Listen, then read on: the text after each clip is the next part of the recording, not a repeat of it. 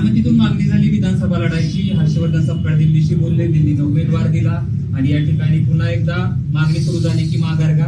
बारामतीतले काही नेते दिल्लीशी बोलले आणि हर्षवर्धन सपकाळ यांनी माघार घेतली. या माघारीच्या संदर्भामध्ये संसद विवेकबुद्धीच्या अनुषंगाने काँग्रेस पक्षाने हा निर्णय घेतलेला आहे.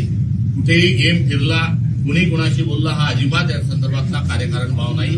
हे मी सविनय या ठिकाणी निदर्शनास आणून देऊ इच्छितो.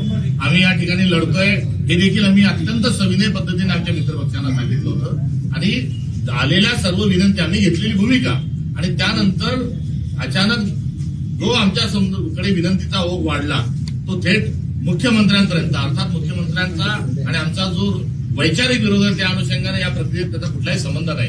आता जे सर्व आलेले जे फोन कॉल्स होते, विनंती होती, ही मला पक्षाच्या पटलावर ठेवणं कुठेतरी एकदा खरोखर प्राप्त होतं. त्यामुळे अजितदादा राष्ट्रवादी गटाकडून आलेल्या सर्व विनंतीच्या अनुषंगाने मी माझ्या महाराष्ट्रातल्या सर्व आदरणीय नेत्यांशी, माझ्या सहकार्याशी मी चर्चा केली आणि त्या चर्चेतून निघालेला जो एक सूर होता, सूर नव्हे तर त्या चर्चेतून आमचा निर्णय हा होता की त्याच्या खरंच विनंती असेल आणि त्या विनंतीच्या मागची पार्श्वभूमी जर अंमली असेल, कुठल्या प्रकारचा त्यामध्ये अभिनिवेश असेल तर विचार करायला काही हरकत नाही.